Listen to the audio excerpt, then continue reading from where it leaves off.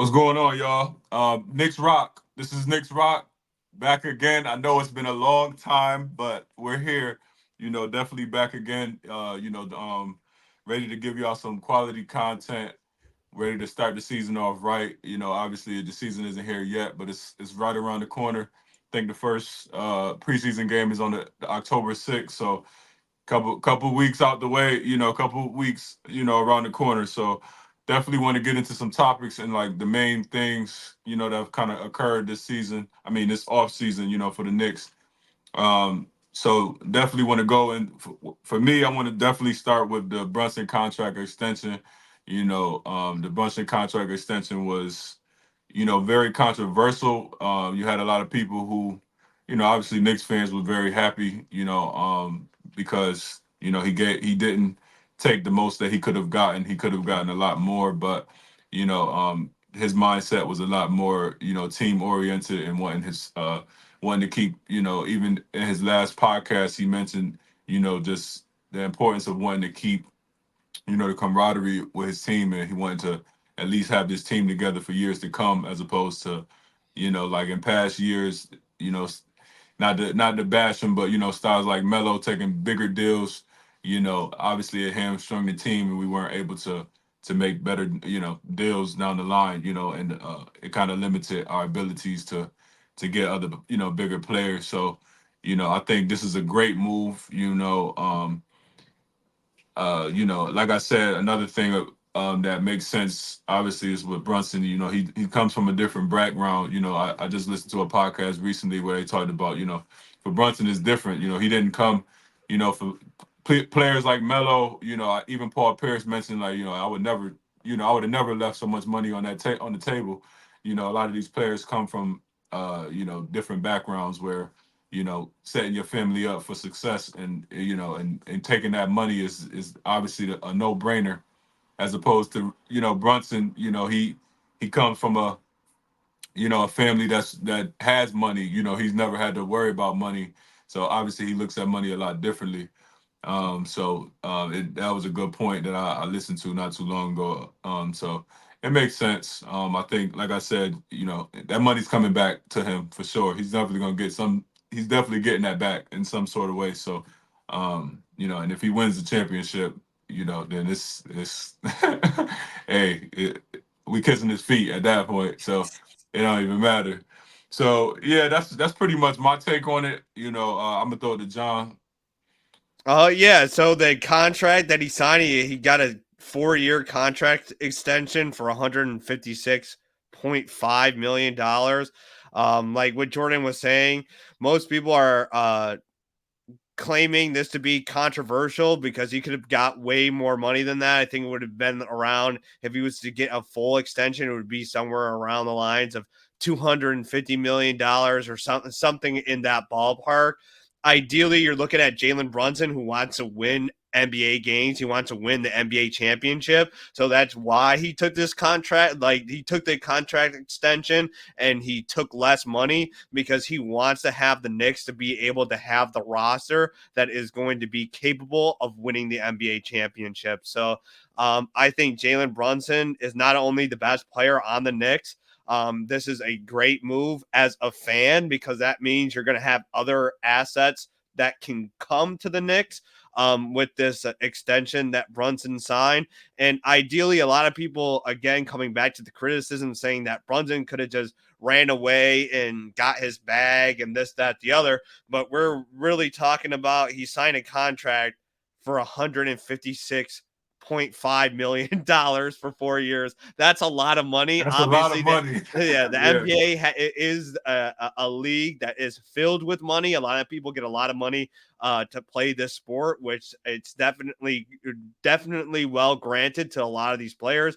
And Jalen Brunson is one of those players. But I think the highlight, like Jordan said, is that Jalen Brunson is a team player. He's trying to win games. He's trying to win the championship for the New York Knicks. So this contract extension is exactly that. Another thing that I did want to mention before I throw it back to Jordan is that Jalen Brunson, back onto the topic of he wants to win.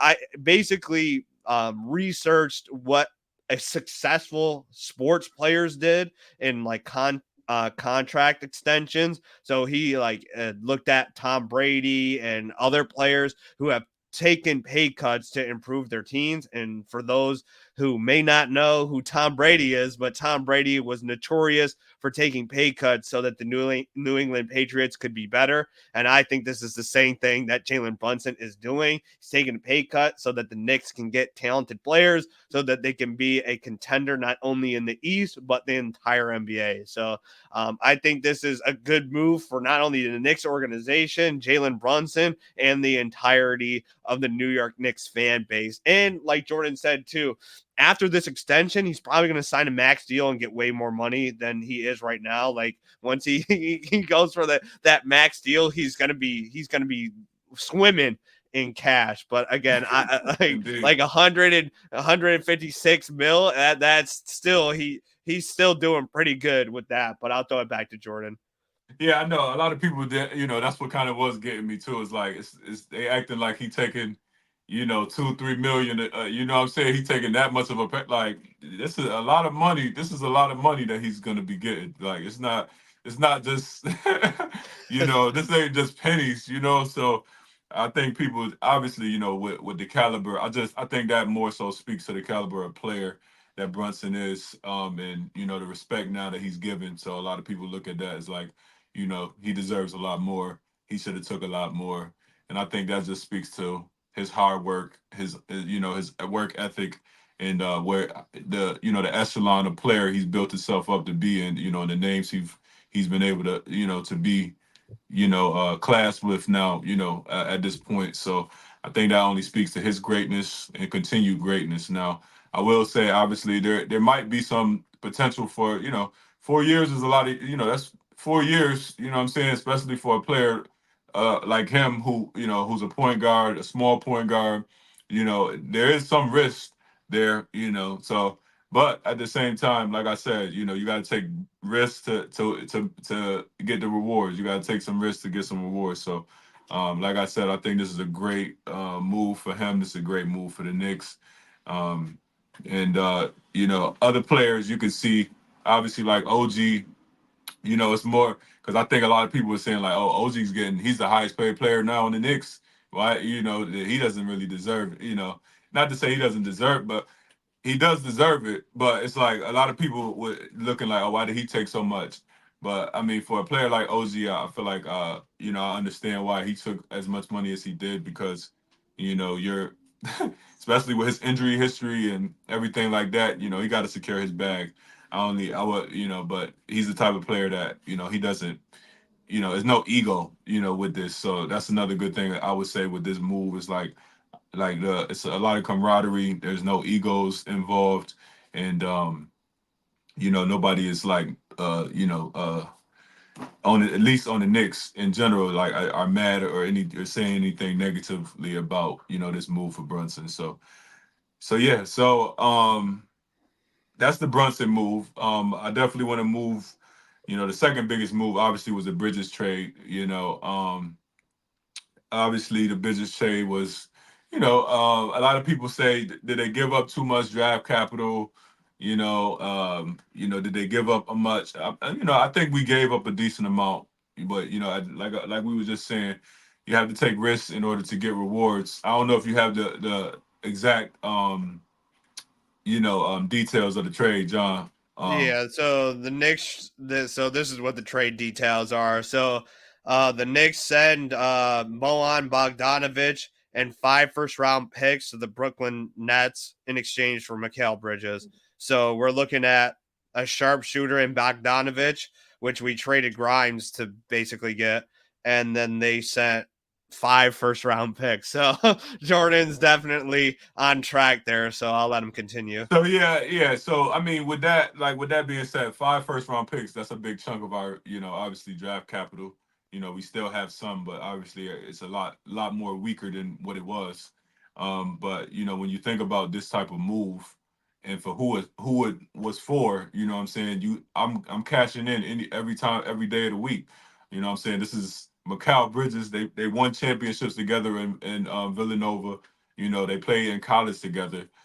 So this is just bringing that camaraderie back to like for on top of that, it's like I said, it's just so much continuity between Josh Hart, DiVincenzo, Jalen Brunson, and then Mikal Bridges. Is like he's literally walking into his college team basically with all the a lot of his college players. So and on top of that, you bringing him in with with we forget about Julius a lot now. He hasn't gotten mentioned much this offseason with everything going on, but I think that it's understated how his impact will just create so much more. Because obviously, Bridges was the number one option in Brooklyn, but he definitely won't be here, so that's going to take a lot more a lot more of the shots away from him, a lot more of the pressure away from him, but he's still going to obviously be involved. So I think it's just going to make things just open up things a lot more. So having a player of Randall's caliber as well as Brunson to to command so much attention. So he'll obviously probably come in being that third option. You got OG as the fourth option, and then you got one of the best defenses already in the league. You know what I'm saying? Like who's gonna stop you? Who's stopping? I mean, who's gonna get by OG? And then you got like I said, Bridges at the three. You got Randall at the four. It's gonna be Mitch at the five. It's gonna be tough. It's gonna be a real tough lineup. And I think also a lot of people, we can kind of get to it later. I ain't gonna speak too much on it. We'll speak more on the Hartenstein, but I think it plays a lot into like now with us losing Hartenstein, you know, um, we'll be able to run some small ball lineups. I think, with Bridges and I think like I said, with him at the three, and then you maybe you can even have OG at the four or and then Randall at the five, it'll still have our defensive still potent, and I think, like I said, it's a lot of things that you could do. He's very interchangeable. So we'll see. We'll see what it has in store. But I definitely think it's a great move. Yeah, I mean, I'll add on to that. I think the move was great when I saw it the first time. Yeah, it's a lot of picks. We got rid of 5 first round picks, but ideally, if you look at the Knicks draft capita, they have like 9 first round picks, and this team is in a win now position. So getting Mikal Bridges is a win now move. You have a win now coach. You have many win now players. So the only way to go from there is to get more win now players, and Mikal Bridges is just that. And Jordan already mentioned that Mikal Bridges is one of the better players, and not only in the NBA, but he was the number one option in Brooklyn when he was there. And he's a great two-wing defender. I mean, he can be great on offense. He can be great on defense. So that's the reason why the Knicks got him to play defense and offense. And when you have OG Anunoby as well, OG Anunoby is another two-way player. He's great at offense, great at defense. So when you add those two players on the court, there's going to be a bunch of problems that a lot of NBA teams are going to face when they play the Knicks, because you're going to have two great defenders carding whoever it may be on the other team, and they're also going to be insane in regards to their offensive capabilities. But ideally, as a Knicks fan, this is exactly what you want. You want a stacked up team that has players that can perform. And what Jordan was mentioning before, when you have Mikal Bridges, your lineup's now Jalen Brunson, Mikal Bridges, OG Anunoby, Randall, and Robinson. That's a pretty stacked starting five. And when you have Mikal Bridges as your third option, that's saying something, because he's a great player. He's a great addition to this team. And to lastly add, he played on the same Villanova team that won the championship with Dante DiVincenzo, Josh Hart, and Jalen Brunson. So, we have 4 great players that are currently on the New York Knicks that already have chemistry because they played in college together, and they're just going to completely, I think, transform this team to hopefully a lot of success. And I just can't wait for it. I think that's a great trade. I'm not like the 5 picks. I don't really know what those picks are going to be. Again, like I said before in the beginning of my segment here, that the Knicks have like somewhere around the lines of like 9 first round picks. And so I think they're okay in that department. But again, we're a full on fledged win now. So those picks can either come to haunt us in the future, but ideally, I'm not too worried about it because I think the Knicks are capable of doing good and great things this season. And I'm really excited to see Bridges suit up in a New York Knicks jersey. So I'll throw it back to Jordan. And yeah, like just adding back onto that is like, definitely I even just listened to a podcast just not too long ago and they was talking about how like, this isn't like trading for Melo, how trading for Melo was, or it is like, even our last season where we won 50 games. It's like when Melo, when they won the 54 games back when Melo was, at his peak, that was an old team. It was a win now team, but they was like, it was now or never for them. You know what I'm saying? It wasn't, so as opposed to us, we have, with this team, even if we don't win this year, we have a sustainable unit of young players, still relatively young players that can grow, with at least in the next 3 to 4 years, and we can have, I'm saying we can build off of these 3 or 4 years and potentially get, get something, like I said, and build towards a championship. It's a lot more, it feels a lot more sustainable. And, obviously with the year that DiVincenzo had, coming off almost 20 points a game, starting, play 81 games, what I'm saying, was durable as hell. Like, like you can't that if I'm him, I don't it's not too many people that I would have wanted to take my spot, my starting spot in the starting lineup. But if it's my boy who I just won the championship in Villanova with, like I'm not gonna be too upset. You know what I'm saying? I'm gonna give it to him. So I think, like I said, even him coming in, knowing he's gonna be starting and knowing that, DiVincenzo is gonna be coming off the bench, Josh Hart's gonna be coming off the bench, that's only gonna take more pressure off of them and just help them to be, stay healthy and just be that make our bench that much more potent. And then, like I said, it's like it's a lot of camaraderie, so nobody is batting an eye at the fact that we're gonna let Bridges start, and we're gonna build a sustainable unit here. So I think, like I said, this isn't something that doesn't fit. Even though we did give up the 5 picks, I have faith in this front office that they know how to make moves. They've shown year after year that they know how to make even like drafting, whether it be drafting, whether it be trading, they know how to make great moves to move the team forward. So in that regard, I'm not really worried too much about that. So I think we're good. We should be good, and I'm definitely looking forward to what Bridges has in store for us. So yeah. Moving on to the next topic, definitely want to speak on losing Hartenstein. Obviously that was a big blow, a huge blow for us. Without Hartenstein, I don't think we would have ever made it as far as we did. With Mitch going out as early in the season as he did, and then him stepping up for 49 games, starting 49 games for us, and being a sustainable, like I said, pretty much being better than taking Mitch's spot and being way better than he was.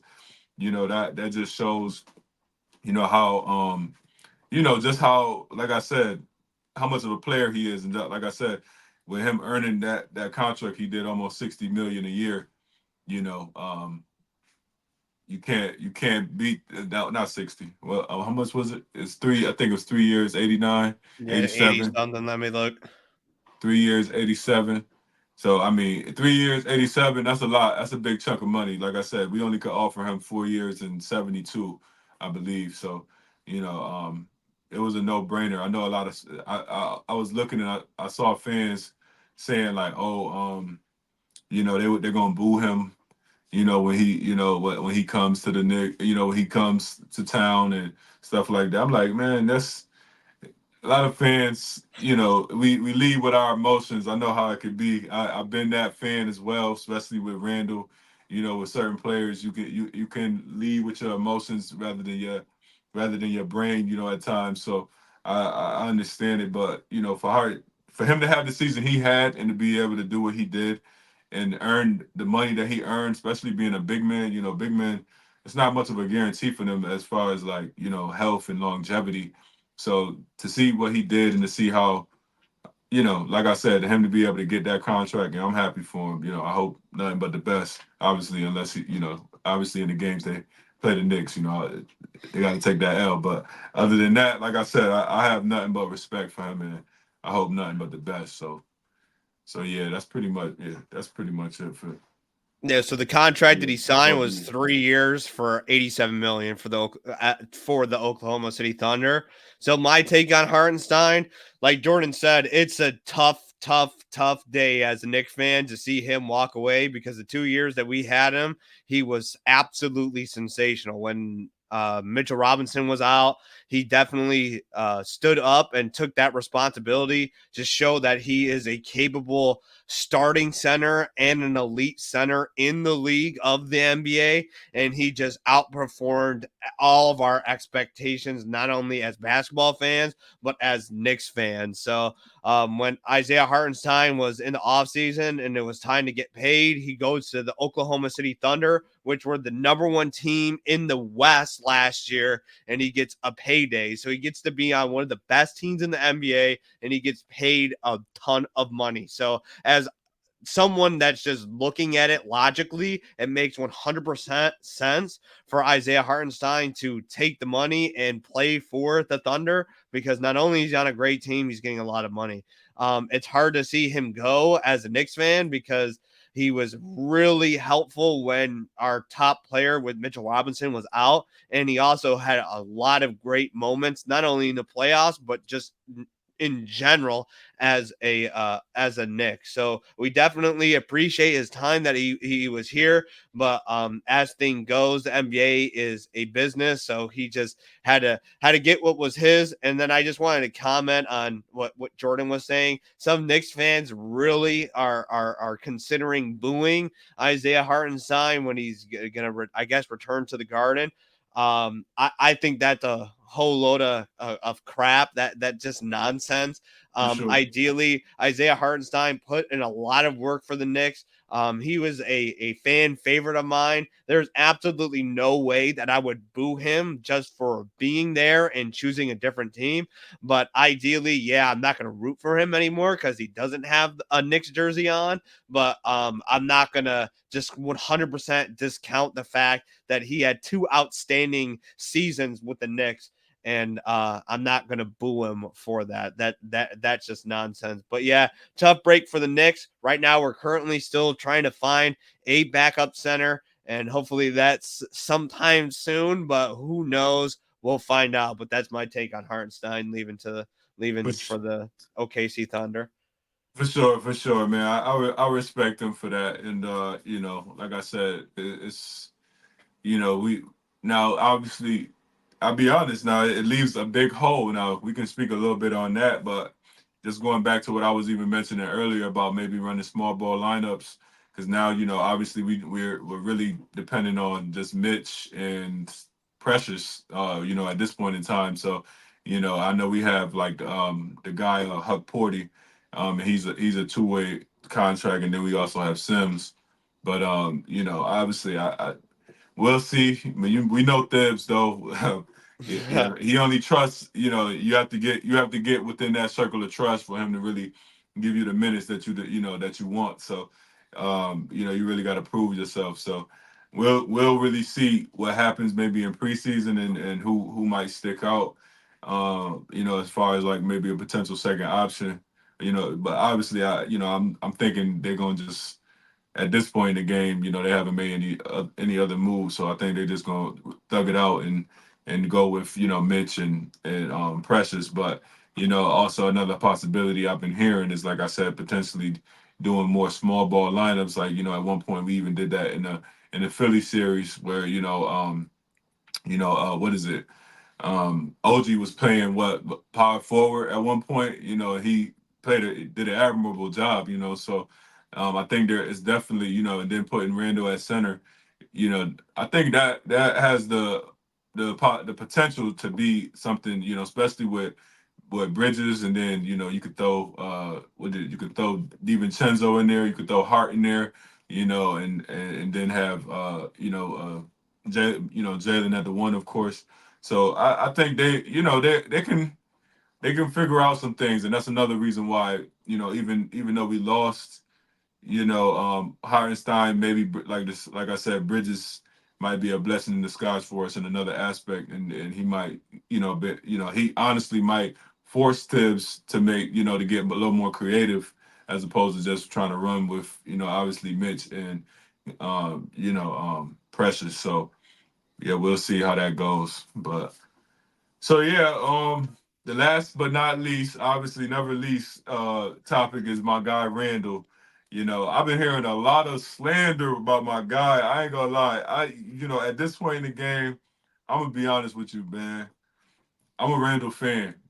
I'm rooting for Randall heavy this year because at this point, like I said, this is the best team he ever been on. It's the best team he's been on since he came to the Knicks. You know, um, this is I feel like this is the least amount of pressure, he's gonna have on his back. There is gonna be pressure as far as like, postseason, we gotta see something from you. We need you to be healthy. We need you to provide something for us in the postseason. But as far as the regular season goes, I think this is going to be a great for him. He's like I said earlier, like he's only going to make Bridges' life and Brunson and OG. He's only going to make everybody's life easier on the court because of the so much. He commands double teams almost every time he touches the ball. So somebody's always going to be open. There's always going to be that extra pass to be made, and he does well with doing that. So I think this is going to be a great year for him. I want this to be a great year for him. I know a lot of people say because he's not within the Villanova circle. You know what I'm saying, with obviously Bridges, Bridges, Brunson, Hart, and DiVincenzo. Obviously, he's not a part of that core. Maybe he's the odd man out. Maybe they might trade him and find maybe they might trade him and get some other help, like for center or I don't know. But a lot of people are saying that he might be the odd man out, and we obviously gonna have to pay him soon. So I personally feel like, well, like I said, the question I wanted to pose was keep him or trade him. But like I said, I definitely want to keep him. I definitely feel like he is, a player we should keep, at least for the next few years, and just to see what comes of this.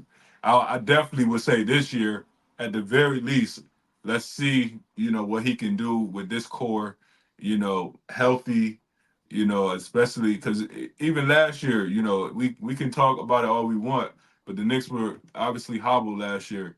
Who's to say what would have happened if we had Randall against, obviously if we would have had Randall, we would have beat Indy.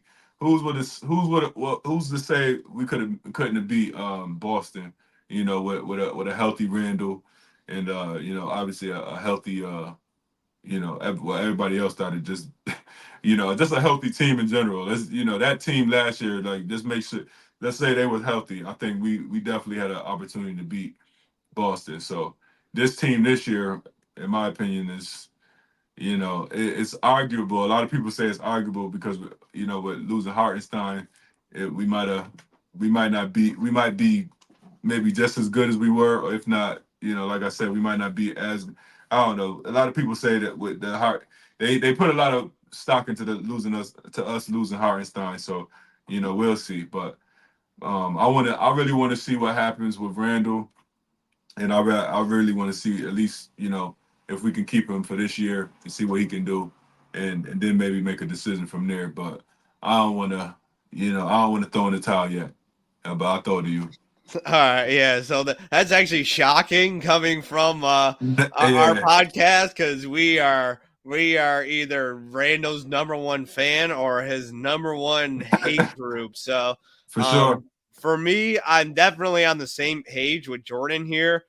Shockingly, I'm definitely rooting for Julius Randle. I want him to succeed. So I know last year it's unfortunate circumstances that he got that shoulder injury, which completely ended his season.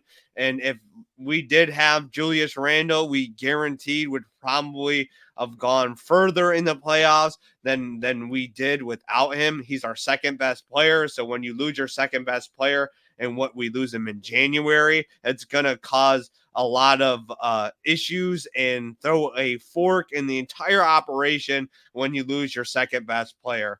Regarding trading Julius Randle, this has been the topic in the Knicks world for a long, long time. Ever since the Knicks lost to the Hawks in 2021, that playoff series, I believe everybody's been talking about if the Knicks should trade Randall or not. For me, I don't think that's going to happen. The front office likes him way too much to trade for him. He's signed multiple extensions that kept him on the team. And right now, he's on the best team he's ever been on. So not only is Julius Randle probably happy that he's on a really good basketball team, he's also trying to get himself back on the court because he had this shoulder injury.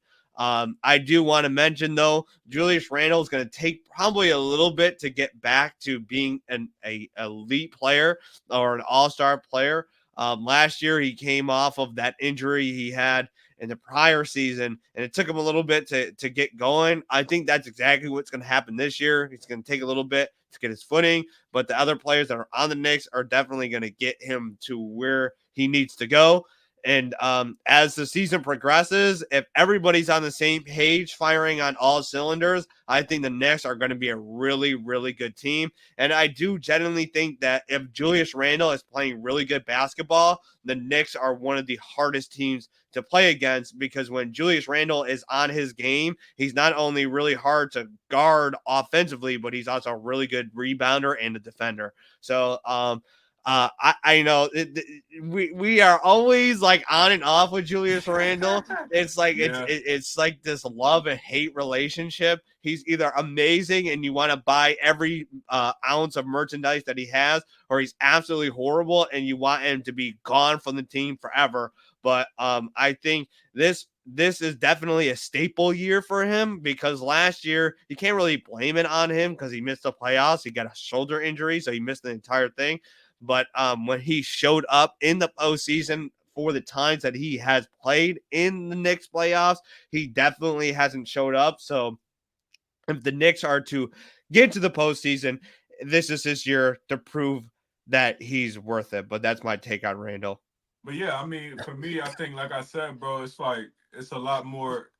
Like I mentioned even earlier, it's a lot less of a spotlight. You know, it's not so much pressure. It's not like we're not dependent on him so much. I mean, obviously we're dependent on him, but it's not so much of a dependence where it's like we're living and dying, with him type of thing. So I think for him it should be a lot less feeling of everything being on his shoulders, even as a number two option. He'll still be the number two option, but you still got Bridges who's liable for 20 to 25 on any given night. You still got DiVincenzo off the bench who liable for 20.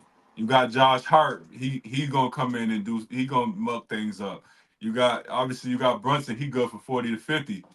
you got OG, he good for a good 15 to 20. You know what I'm saying? You got a bunch of players who liable to help you on any given night. So it's like he shouldn't feel like the spotlight is so much on him. And it's obviously with the Bridges trade and everything, I think it takes a lot more of the pressure of him feeling like everything. Like I said, I think this is the first year and all the years where it's like it's so much less stress. Obviously it's expectations for him because it's just New York, but it's a heavy jersey to wear regardless. But at the end of the day, I think it's like he should come in excited. This is going to be a year when he has the most weapons, the most people that he can get open. It's going to be open, like a lot of weapons he can work with. So I think this is going to help him offensively, defensively. Like I was going to say, like you said, with him being locked in defensively, and also with him having less stress on him offensively, this should only increase his defense that much more. You know what I'm saying? He should be that much more engaged because you got you got other players that can help out with the offensive load even more than you did last year. So I personally think this is definitely a proven year for him. In a year that we expecting. We always have high expectations for him, and all the other players, of course. So, but I think like I said, I you didn't answer the question. You said keep him though. You said keep him. Oh yeah, keep him. Oh, Yeah. I bet. All right, yeah. Yeah, if So. I say if I wanted him to trade, he would have been gone. I would have said this guy needs to come in and I'll keep him. Yeah, Yeah, nah, keep. I don't see a reason why we would trade him. The front office loves him too much. Who are they going to trade him for? Like And who? that's another thing too. Is like, yeah, what other situation can you go to where especially for the Knicks, you didn't wore this jersey before. You didn't been through the trials, the tribulations, the highs, the lows. You done been through it all here. You know what I'm saying? So you know what to expect pretty much. You know, as opposed to going to another place where you go to Boston. I can't even think of. Actually, I heard a fan. They was on CP show and they said they should try and trade him to the Lakers for AD. I'm like, I mean, I don't know. For one, I don't think that's ever. I think the Lakers gonna keep Lakers AD. aren't going to do that. Yeah. I think they're gonna keep AD for the long LeBron, haul. I mean, LeBron was signed what a 2-year deal or a 4-year deal. Either way, I mean, LeBron's still really good, but if he retires, AD's now their best player, so they're not going to AD, get rid yeah, of him. So they're gonna go with yeah. if LeBron were to retire and Julius Randle is on the Lakers, it's going to be the same situation that the Knicks were in 2019 when they got him. It was Julius Randle and rookie RJ Barrett, and Julius Randle was forced to be the best player, and Julius Randle wasn't even developed yet. Now obviously he's a little bit more developed, but what's that trade going to be? Julius Randle for Anthony Davis, and then we give up our remaining picks that we have. I don't think Los Angeles is really interested in the picks that we have remaining.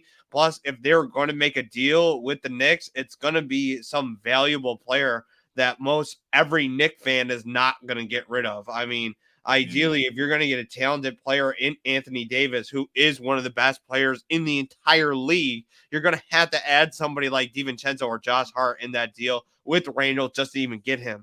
So I mean, Just to I get know him. that I'd rather just keep Randall I'd so rather that keep we can, him. That's what yeah, I'm I'd rather saying. just It's keep like him. it's not I worth it. trust Randall to be a good player so that the Knicks can perform again. Like what we said when we were talking about the Bridges trade, our starting lineup as of now, right now, with everybody healthy, is Brunson, Bridges, OG, Randall, and Robinson. That's a great starting five. I don't really think we need 100%. to switch anything, add anything. Right now, we should keep what we have, then we should just really focus on trying to get a backup center. I think, like what Jordan said with Tibbs, we can manage as the season progresses. But right now, I think we're fine. I don't think we need to, rush Julius Randle out because I'm not, some Knicks fans, you got to realize, like, we definitely, you know, use our emotions to drive us. So a lot of Knicks fans who call into like CP show or just tweet stuff are always, they need the next best thing. They need to get rid of the most recent tragedy that happened to the team. So, but nah, we should just keep it as it is. We made made big trade for Bridges. Then I think that's going to really catapult our team. But yeah. Yeah, nah, for sure. Like I said, I truly believe that as well, and I think that's something that we need to see. We have to evaluate it and go, because we make good trades. We've been the last few seasons we've always made. You remember we was on the way back home from I think we from a game when Mm-hmm. that Cam Reddish trade came Yep. in.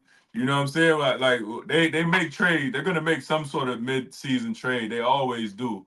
So eventually, I'm not too worried in that regard. I think depending on what happens and how the season progresses, they'll make the adjustments needed. So I have all the faith in this front office. They've proven it time and time again. So um, yeah, so that's pretty much it for this show. Definitely want to put a fork in this one, but for the next one, just to look ahead, We're gonna talk about obviously like the games, our schedule, how the schedule's gonna look, and then we're gonna also go into like our predictions, obviously of how we think we're gonna fare in these games coming up.